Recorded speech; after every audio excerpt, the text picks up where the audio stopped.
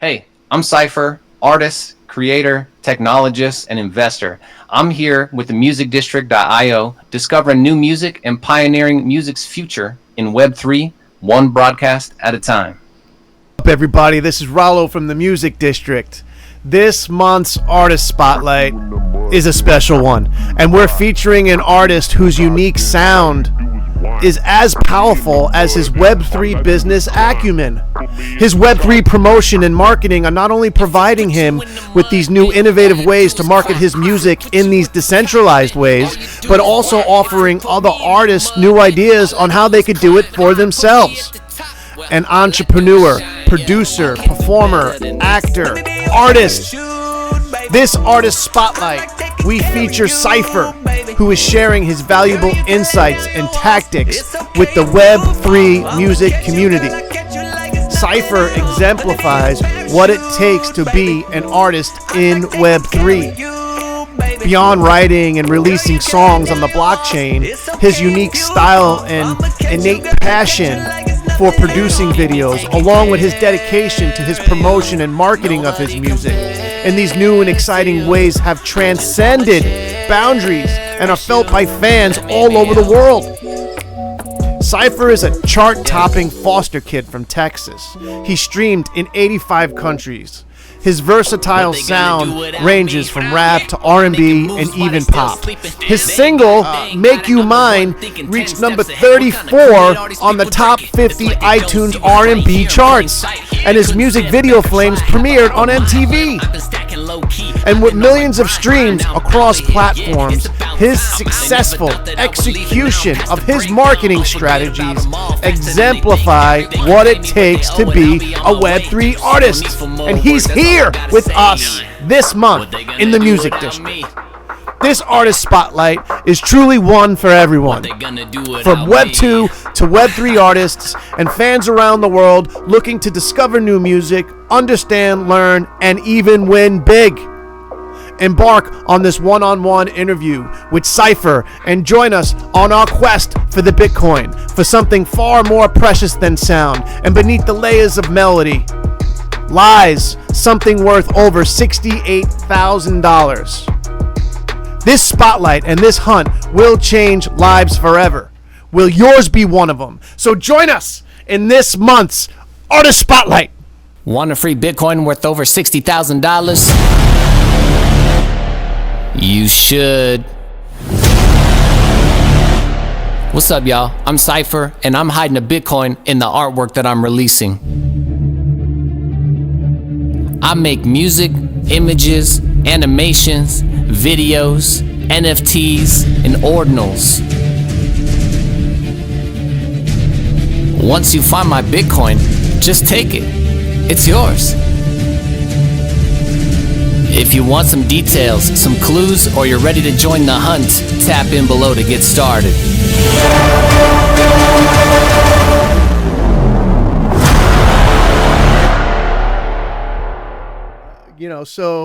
Yeah, man, number one, thanks for being here, brother. I'm really excited.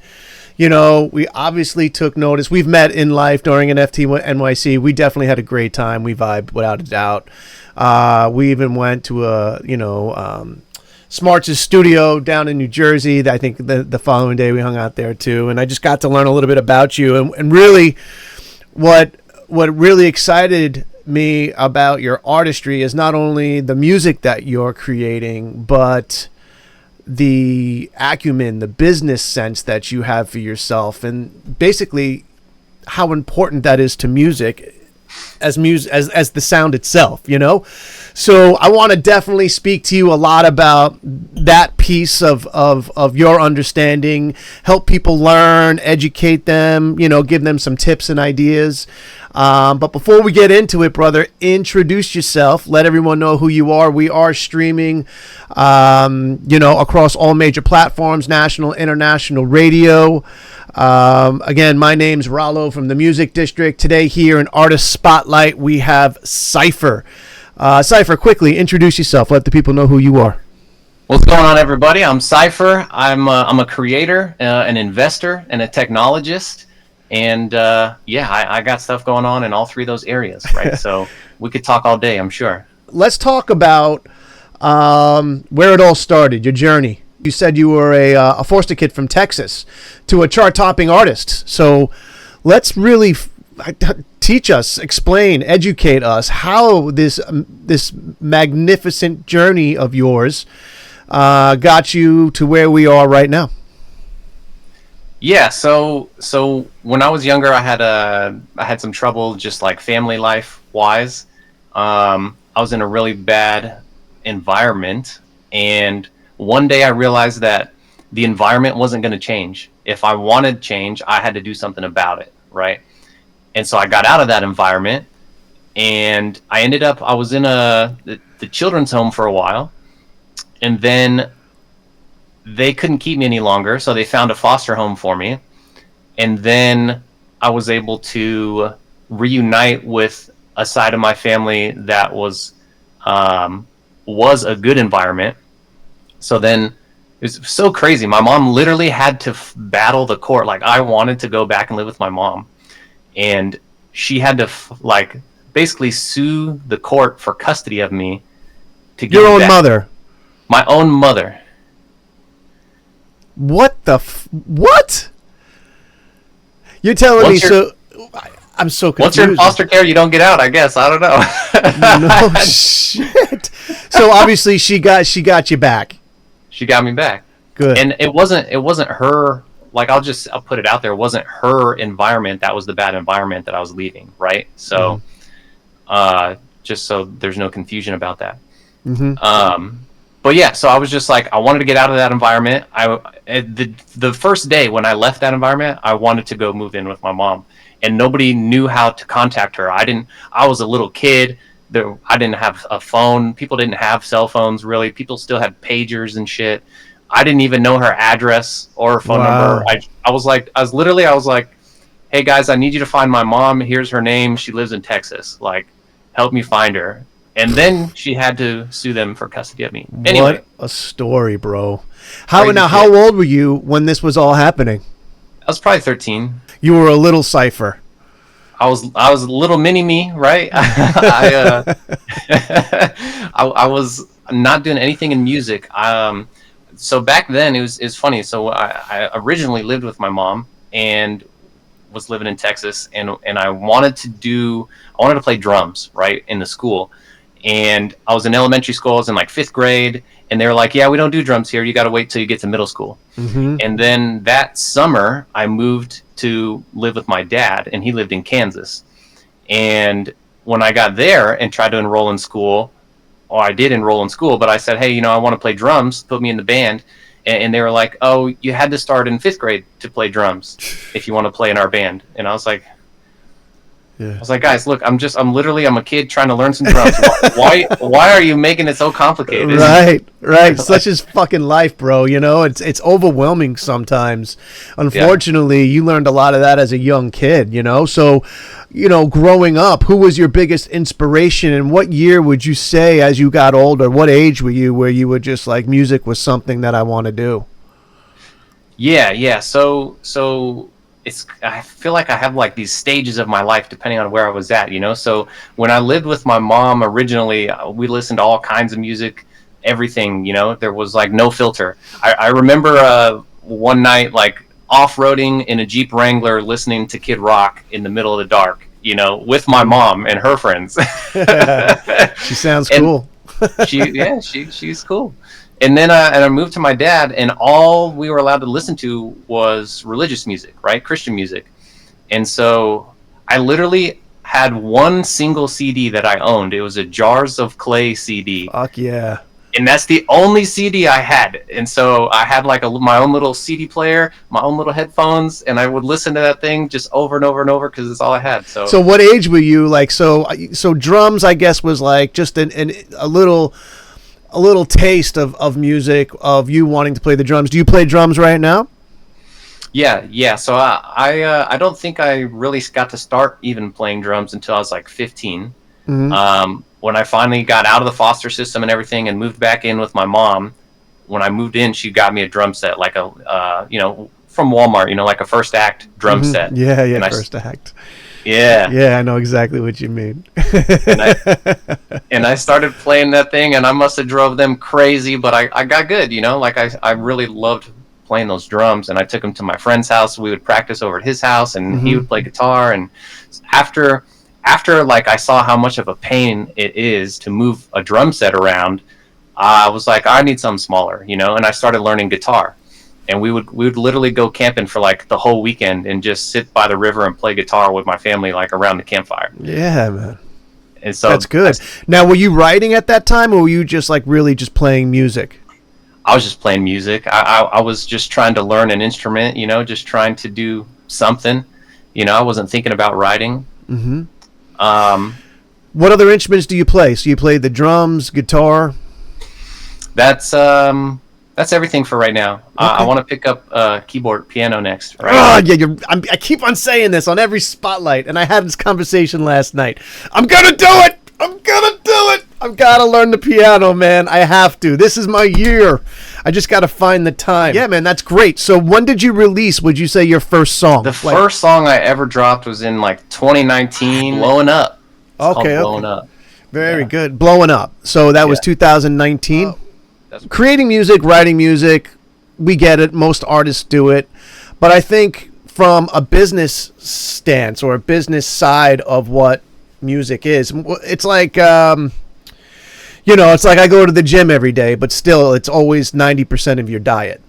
It's not just going to the gym, So when we talk about music, whether in Web 2 or Web 3, the business aspect of it, the marketing, the promotion is 90% of it, and you have probably one of the best grasps, or understanding or execution for marketing and promotion of your own music than I've seen really from anyone else. And let's talk about this for a second, right? And so you could better understand, and people at home could kind of feel where I'm coming from.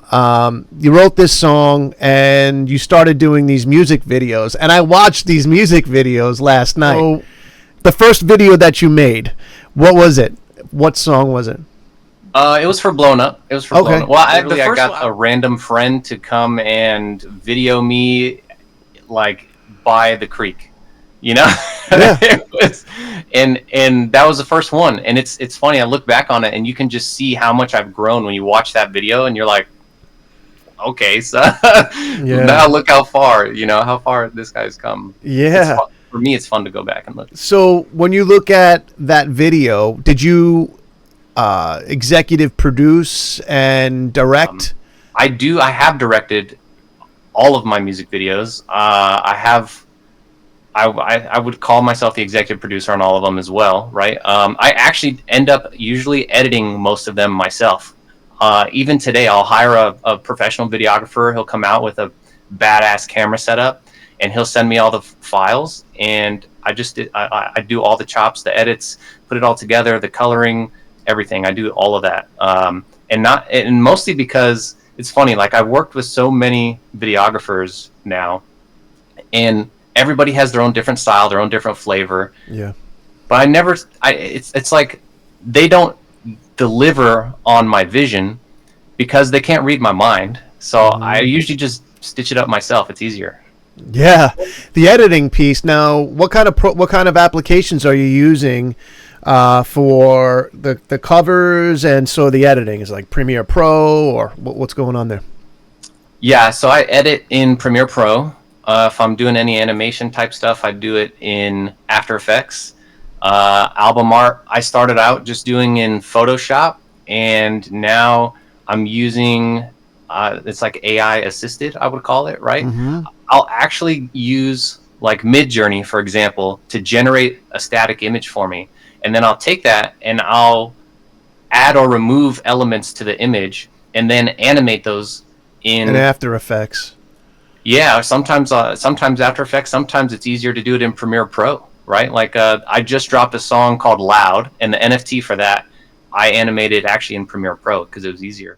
That's great. So when you talk about some of these achievements that you've had, like Make You Mine, which reached number 34 on the top 50 iTunes R&B charts, right? What was that feeling like for you? And has things changed since that success for you?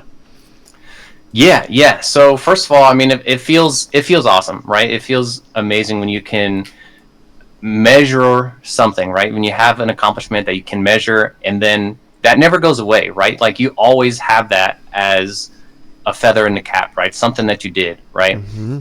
Now, I wouldn't say like that meant everything to me, right? Because I wasn't really like trying to go for some sort of top whatever. But I mean, I was pumped, right? Like, I was just excited about it. And were you surprised, or was it like, what exactly did you do to market and to promote that song differently, that made it reach 34? I was very intentional about promoting on iTunes and Apple Music, right? Like, not Spotify, not YouTube. My entire budget really for promoting that was allocated to, let's push on this one platform. And I also worked with like a third party company, and I don't remember their name now, but they're in my, like, I find them in my inbox is how I go back and find them if I want to do it again, right? Mm-hmm. Sure. But yeah, it was just a very focused campaign on that one platform, and that's why we were successful on that platform. How long were you in Web 2 before you jumped into Web 3? I was honestly doing both at the same time without even realizing it, sort of, right? Like, I don't know. I would say, first of all, I just started releasing music in Web 3 this year, 2024. Mm-hmm. So I would probably just consider myself like 5 months in to Web 3. However, I have been buying crypto since like 2016, 17, right? Mm. So I've been buying crypto for a long time. And then a year ago, back in 2023, I started really getting heavy into DeFi.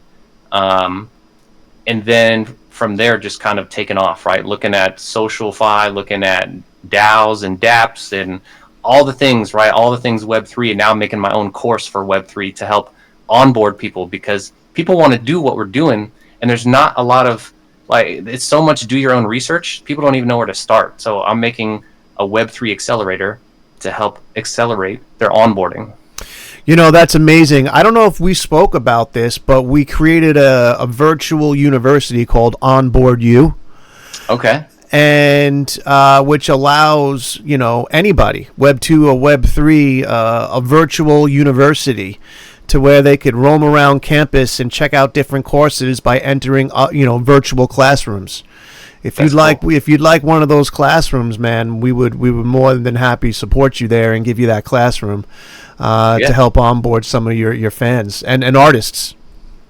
So when you basically started trading, back in 2016. So you were into, very aware, adaptive already to how everything worked as far as exchange, on the blockchain, which was great. What took you so long to figure that out for your music? It's a good question, right? So 2016, I wasn't even on chain, right?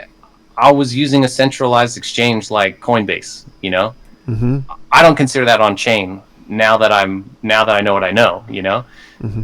because that's all going on the back end on their platform. What took me so long? I really just looked at crypto as like investment opportunities until I found, like, I started learning more, right? I started hearing about smart contracts. Then I started hearing about NFTs, and I started hearing about all kinds of different use cases and different things.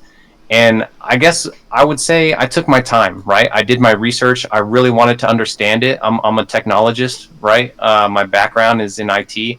And so I really wanted to understand, how does this stuff work? How do I do it right? I didn't want to just jump in and start dropping NFTs and then have to scratch the whole thing and start over again, right? Like, I wanted to do it well the first time. You said it, your background being in IT.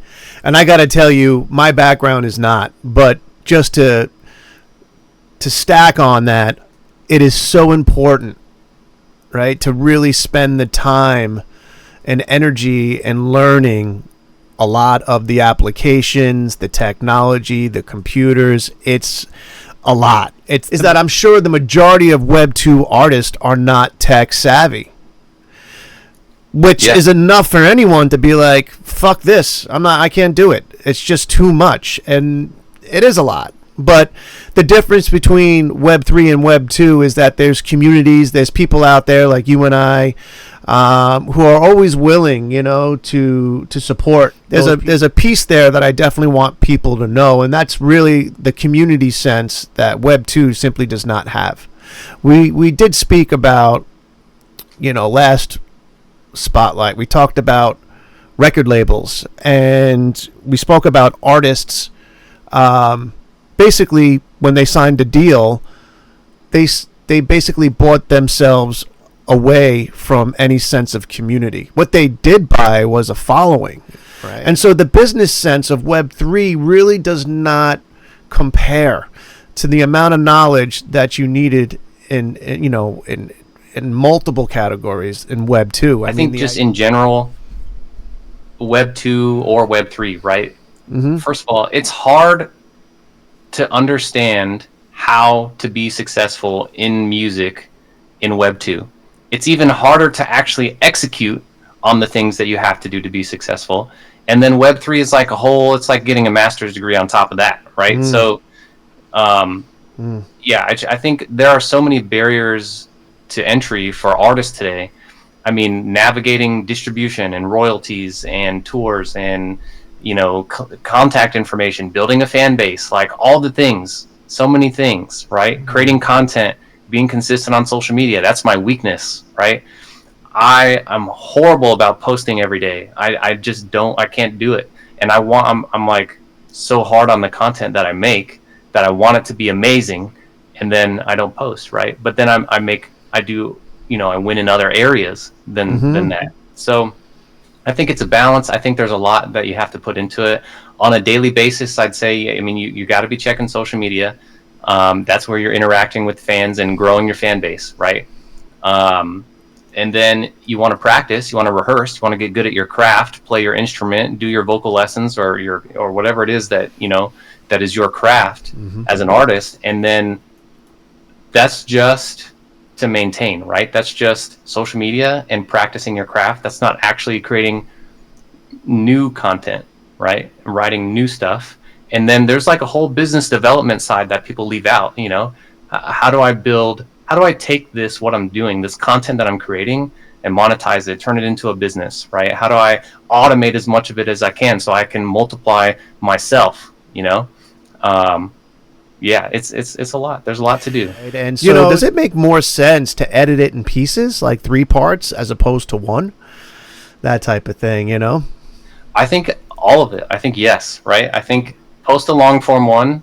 People who want to watch the whole thing, they will, right? And then also there's tools. You can chop it up yourself, but now there's also AI tools. You can upload a 45-minute video and have it create 45-minute, 60-second videos, right? Or 45 instances of 60 What is that? seconds. What do you use there for? Opus Clip, or does Opus Clip do that? What are you using to divide out that 45 minutes into those segments? I still do it manually because I find that the AI either runs into errors or it doesn't pick the best clips or just doesn't work at all. Flat out. I just can't be putting out the content in any sort of way that's even comparable to most projects out there. What we're doing is really trying to highlight the best of, and that's essentially what we've been focusing on, is almost consider us like an MTV on the VTA TV network. So, we have these virtual worlds to where we have a wearable, and that wearable basically gives you access to a cable box. That cable box has stations. We are a station on that Vita TV digital cable box. I also find I'd rather do less and have quality than do more and not have quality. Yeah. And that's just the way that I roll. And, for this Web3 life that we're now in, it's essentially a break from the norm. The idea is we don't need to work 9 to 5 anymore.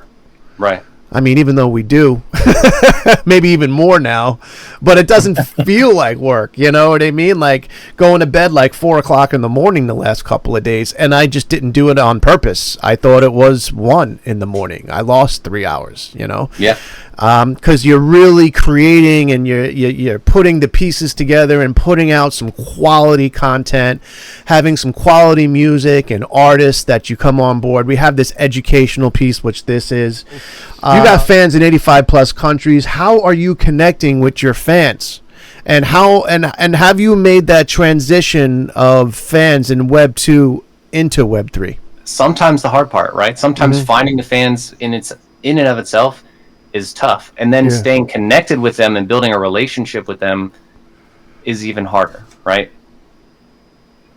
The way you build a fan base, you got to find if you want to have millions of fans, you got to talk to millions of people, right? How can one person talk to a million people in a year? It's mind-blowing how many people you would have to talk to make that happen, right?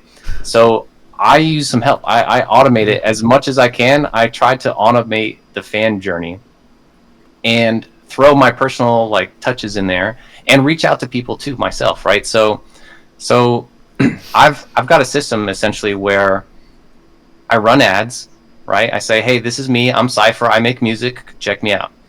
Shoot me a message, right? They shoot me a message. My chatbot starts interacting with them, and it'll say, hey, check out my music. Here's a link. Did you like it? Did you not like it? Right? And it'll take them through the journey, right? Through the fan journey. And it'll take them all the way up to sometimes people will buy merch, right? Off of the first time they met me, right? And so that is, that's kind of how That's amazing. It is. It's crazy. You know? Like I have a starter pack. It's $7. People literally go from seeing my ad to listening to my music to buying a starter pack within like 2 hours sometimes. And I'm like, this is first of all, this is magic right here. Like this is how you do it, right? Yeah. But yeah, so that's like just finding people in the first place and then staying connected with them. That's the hard part.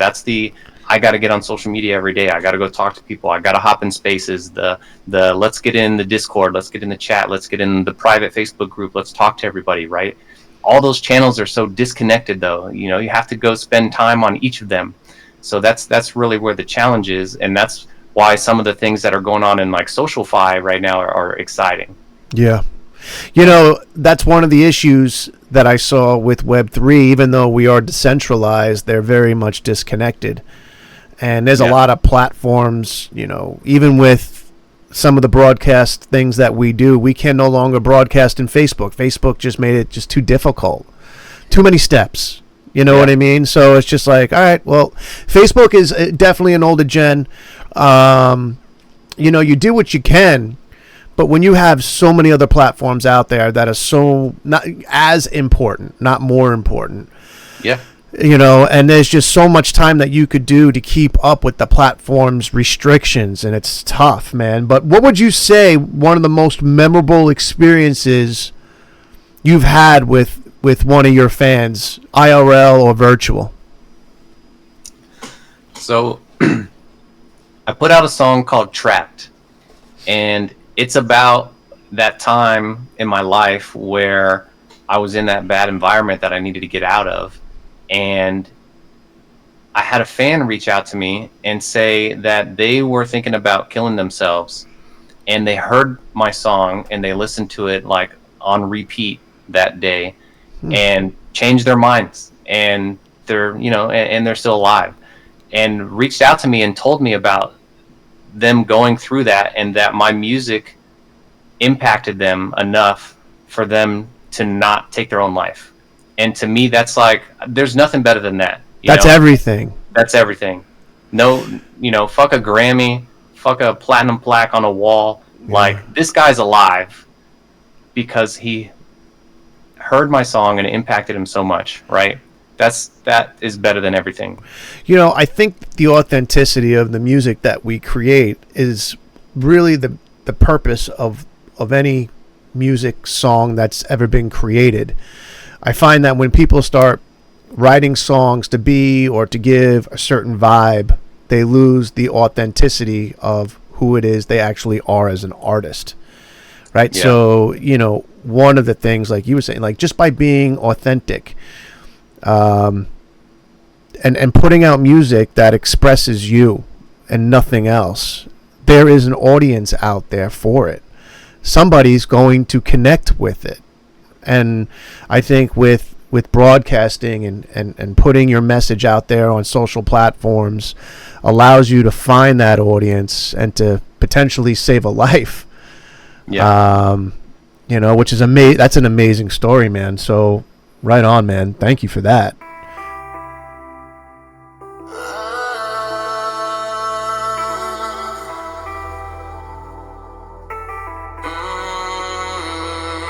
It was a while ago, growing up in the backwoods. I don't want to rehash everything, but I gotta at least tell y'all what happened. I gotta set the stage, I gotta share the story. I'ma warn you right now, it might end up a little gory. But first things first, I was living in Kansas with my dad. We didn't have much, blue collar, working class. He was always off at work, so my stepmom beat my ass. I never knew why me, even though I always asked. I wasn't her kid, so I assumed that it was that.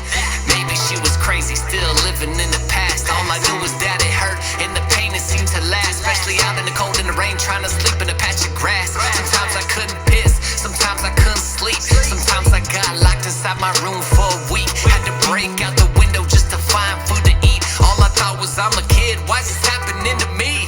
I ain't getting trapped, and you know we gotta go. I ain't getting stuck, and you know we gotta roll. I'ma leave now, I'ma never come back. I ain't letting nobody get me off track. I know I've been down that road before.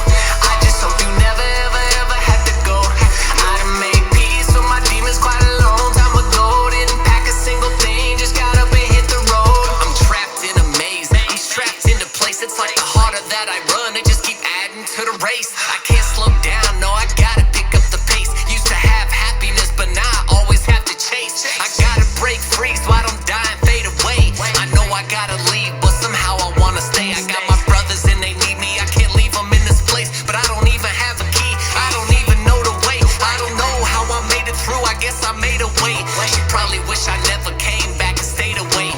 It's coming out now, consider this your expose. You always worried about other people, yeah, and what they say. And now the world is gonna know how I lived every day. You even went as far as leaving me some of your razor blades. The struggle made me who I am, I'm grateful to this day. Here's a toast, raise your glass, cause I'm living better days. I ain't getting trapped, and you know we gotta go. I ain't getting stuck, and you know we gotta roll.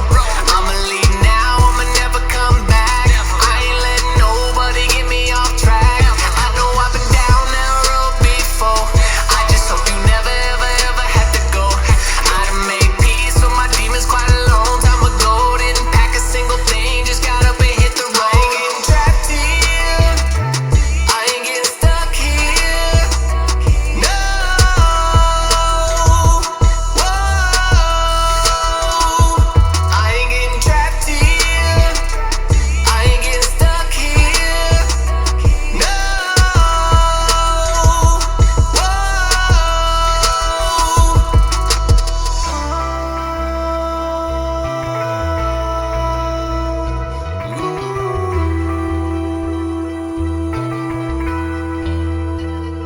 I ain't getting trapped, and you know we gotta go. I ain't getting stuck, and you know we gotta roll. I'ma leave now, I'ma never come back. I ain't letting nobody get me off track. I know I've been down that road before. I just hope you never, ever, ever had to go. I done made peace with my demons quite a long time ago. Didn't pack a single thing, just got up and hit the road. Like, are you doing anything inside of virtual platforms, virtual environments? We've gotten away from the word metaverses, so let's just call it virtual platforms for now. Until tomorrow, I guess. Until tomorrow. Yeah, I have essentially just been a user of some of those platforms. I don't have any of my content in any of them right now, and I would love to get it in there, right? I just haven't put the time towards it because I've just been busy, you know? Yeah, I got you, bro. I got plenty of those spaces inside of these virtual platforms. So if you need a location, a stage, a room, an apartment to feature some of your albums, your music, your links, that's something. Definitely write that down because we don't want to forget about that if you're interested. What would you say your advice is for some aspiring, artists or who are looking to promote, market, and release their stuff? I mean, number one, you got to have good music, right? So perfect your craft first. Don't put the cart in front of the horse by trying to promote your music if your music sucks, right? Respectfully. But let's talk about that because let's talk about it because that is, because I feel you on that, right? But I also know, and I've been getting a little bit better with it, right? It's also very subjective. Mm-hmm. Right? And hence what I was saying before about being authentic with who you are to express that energy in the words that you're speaking in your songs. Yeah. Sometimes it's not about the word, it's not about the beat, but maybe it's about the lyrics, right? That really means something, maybe not to you, but maybe to somebody else. And so when we talk about that, I hear you, you know what I'm saying? But And I'm like you, and I'm trying to be better with it, but I also think that it's so subjective. I think really all you have to do is really be honest with yourself. Somebody who thinks they perfected their craft, and somebody who thinks they're the next Eminem, but to everybody else, nobody else hears it. So I think there's this balance of integrity that fandom has now on artists in Web3.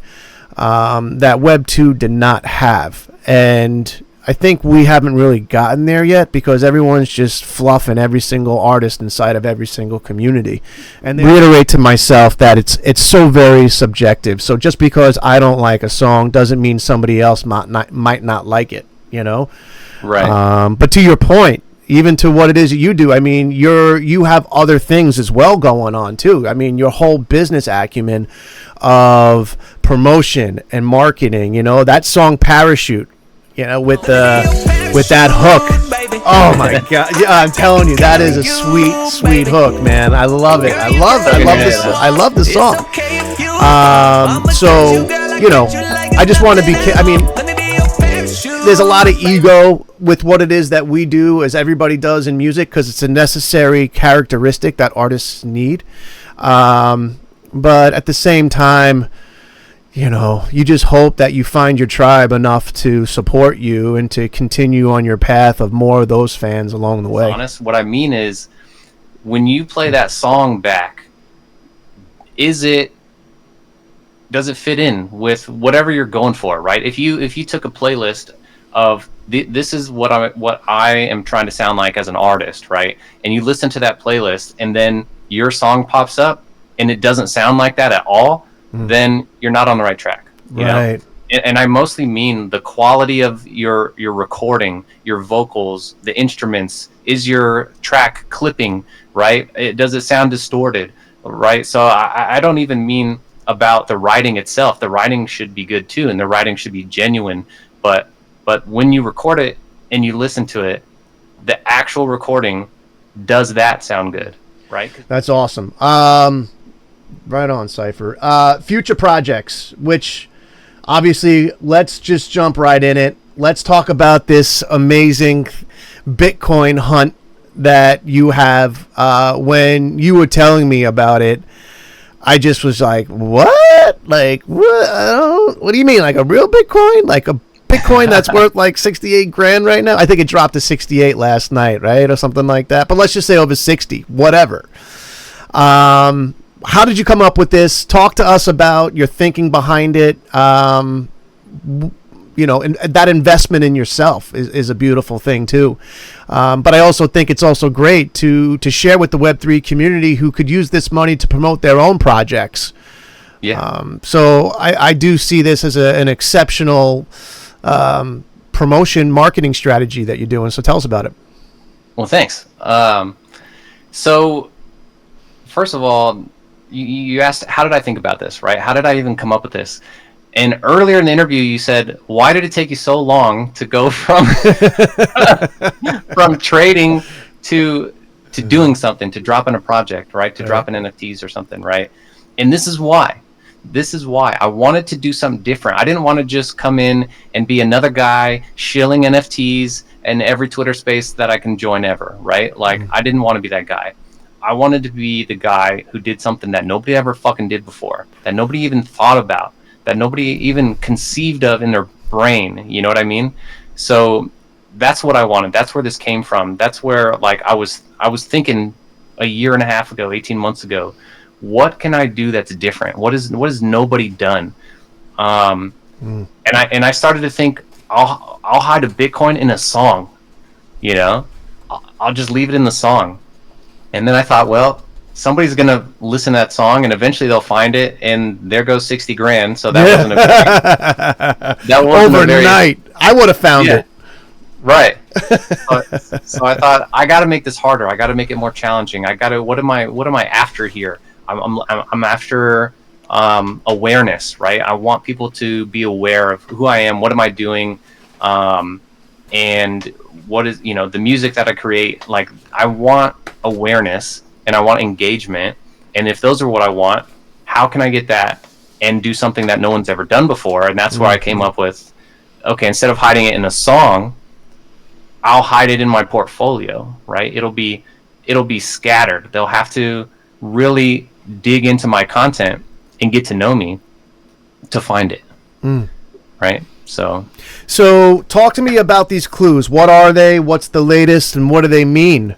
Now, I don't want to put you on the spot, but can we do like a first clue reveal to kind of get a vibe onto what type of clues these are? Because where do we even begin on this journey? We need a little push off. Help us out.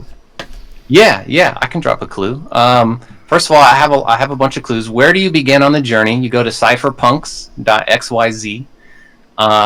There's a way for you to join the hunt there, right? There's a button you'll see that says join the hunt. It'll ask for your email, a phone number as well. The phone number is optional, but some clues are only sent via SMS or via WhatsApp, right? So that's what the phone number is for. You'll get more clues if you add it. But that's where you start the hunt. And so it will take you, once you do that, it'll take you to a page that says, let's do your first quest. And if you really go through those quests on the quest board, that is how you find it, right? Because people want to know, people want to ask for clues. Everybody wants to find this thing. The quest board is how you get it done, right? The quest board it'll walk you through videos. I've got some videos on, like, here's how the quests work, here's how the clues work, here's where you can find the clues. So all of this stuff's going to be there. That's like HQ for the Bitcoin hunt, right? That's great, man. I'm telling people right now, I am going to form a team. So if you want to be on my team to find this Bitcoin, DM me. I'm doing it.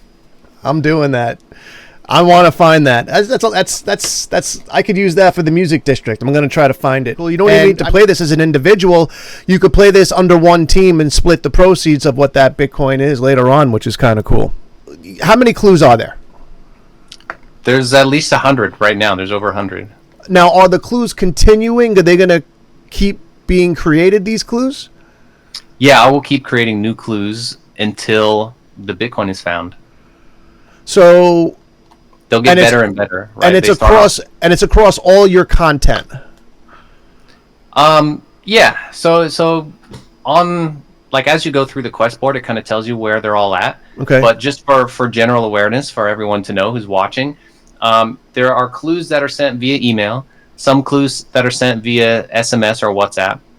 Some clues I'll leave on social media, and I won't just leave it there and hope no one ever finds it. I'll also take a link to that post and make it a quest, right? For this is the quest for clue number 5, right? Mm-hmm. And it'll take you to the post so you can find it if I've hidden it there.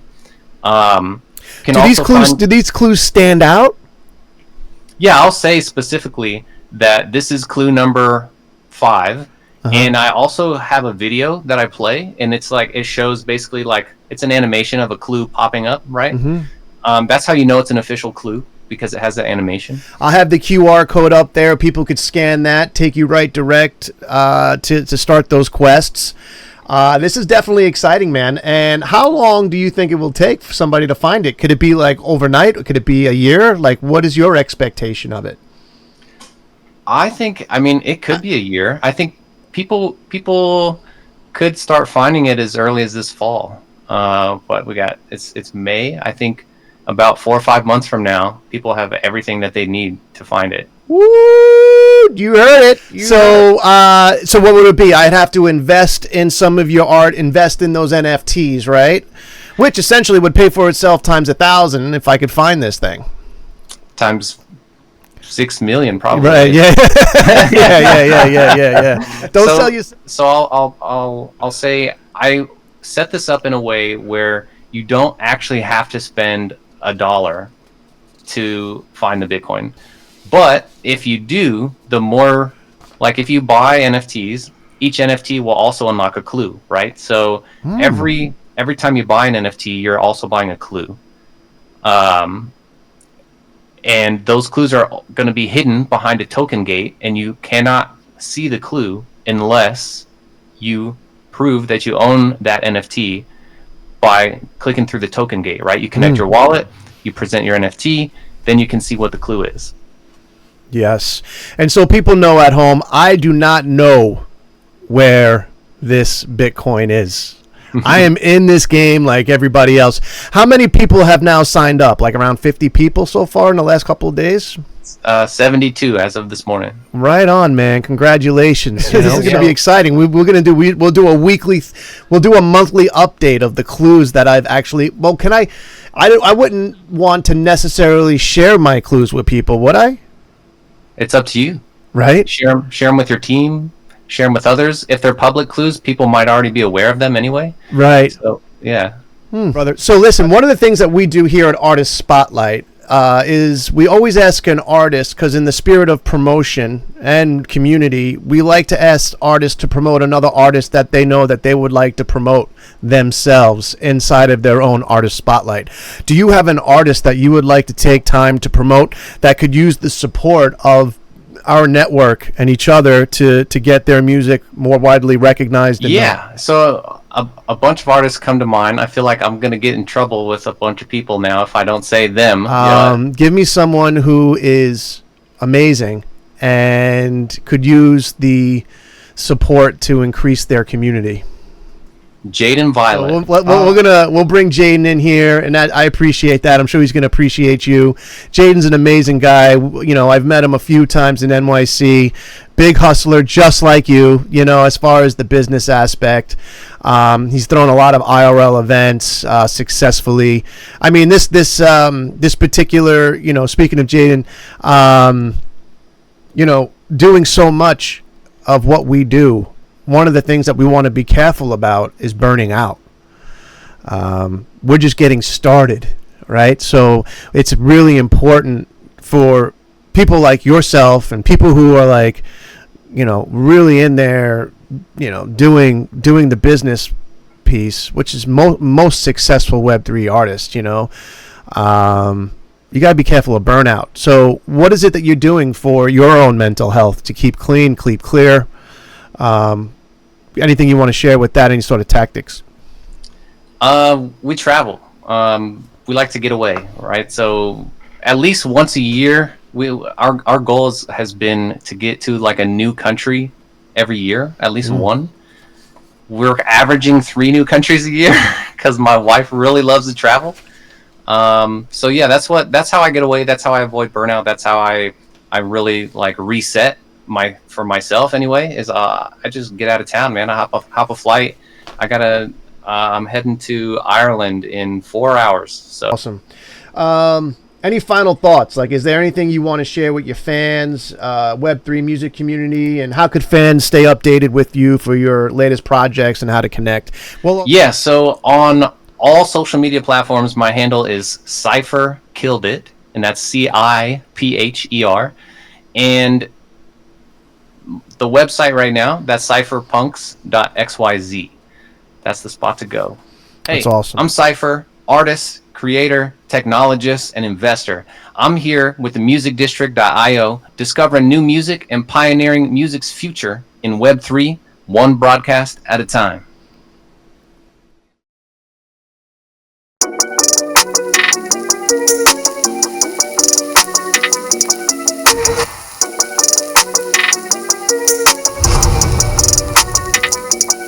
I'm the type that'll never ever give it up. I'm the type that'll never ever get enough. I'm the type that'll let you call me cold, but inside no lie, it's a fire and I'm heating up. I might as well take this beat, bend it over my knees, pour gasoline on his ass crack. Turn it back around, I'ma show it to the crowd, pull a match right out of my backpack, light it on fire. Then watch it burn, baby, burn. My name is Cipher, I'm the baddest, I don't know what you heard. Burn bright like a lighter, I'm a lover and a fighter. I'ma make these other rappers wanna retire. I'm in a mile high city, adding fuel to the fire. You can take the highway, but we just get higher. I got the fire, oh, you know I got the flame. Angel in my soul, but a demon in my brain. Ever since I made up my mind, it all changed. Stacking ever since, yeah, nothing was the same. Welcome to the furnace, let's take a walk through the flames. Nothing that can stop me, no, not even flames. Bringing that fire, I'm fighting back with the flames. Even got 'em in the palm of my hand, just like the game. Been so hot, I've been in the studio with 'em in there. Gotta take off my shirt, and I just don't understand these artists bringing in women, cause they flirting. And they mans, they get all jealous, and they flipping me the bird. Then I gotta get it, man, I really gotta hit it, gotta dive deep in it, so I go berserk. And it's probably not the way that you was thinking. Flipping and dipping, I'm rising up and never sinking. Got a strong glass by the mic, cause I'm drinking. Whipping and tipping, I'm getting big and never shrinking. Plus I'm smoking bourbon, it's legal. Light it up quick, burn slow like a diesel. Straight to the point, that's me like a needle. Trump on his way to church, cause I'm lethal. I got the fire, oh, you know I got the flame. Angel in my soul, but a demon in my brain. Ever since I made up my mind, it all changed. Stacking ever since, yeah, nothing was the same. Wait. You thought your shit was lit? I bet you really fuming now. I got the fire, oh, you know I got the flame. Angel in my soul, but a demon